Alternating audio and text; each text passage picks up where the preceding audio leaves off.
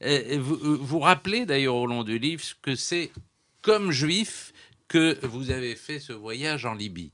Ah oui. Ces voyages, cette saison en Libye, c'est comme français, comme écrivain et comme juif.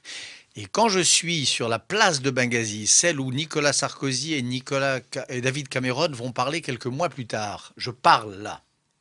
Il y a des images, on les a vues partout. Il y a 30 000 personnes devant moi, des jeunes révolutionnaires, fiévreux, enthousiastes, certains avec lesquels j'aurai sûrement un accord fondamental, d'autres avec lesquels je suis sûrement en désaccord total, désarmés, armés, etc. Je leur parle. Et je leur dis que je suis là comme... Ils me prennent tous pour l'ambassadeur de Sarkozy.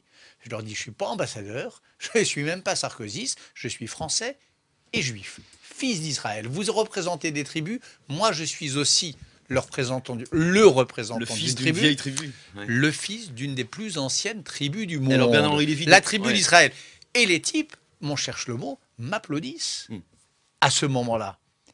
Ils applaudissent cette Ouais. idée, cette circonstance Vérité. et cette vérité du fils d'une des plus anciennes tribus du monde, la tribu des Lévis, s'adressant aux tribus libyennes. Et alors, est-ce que vous visez la réconciliation historique de la tribu des Lévis, autrement dit d'Israël, avec Ishmaël, comme par exemple Alexandre Adler dans son dernier livre? Est-ce que vous avez un combat commun avec Adler? Un comme Lévinas, je tends la main, je fais face à l'autre. Il accepte ce face-à-face ou il ne l'accepte pas. Ce sera son problème. Pour l'instant, il l'accepte. Il l'a accepté. Pendant ces 8 mois, les Libyens, sachant qui j'étais, ont accepté ce face-à-face, cette main tendue et tout ce que cette main leur apportait.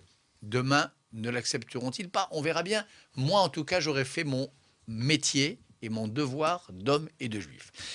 Réconcilier Ismaël et Israël, c'est l'un des combats de ma vie.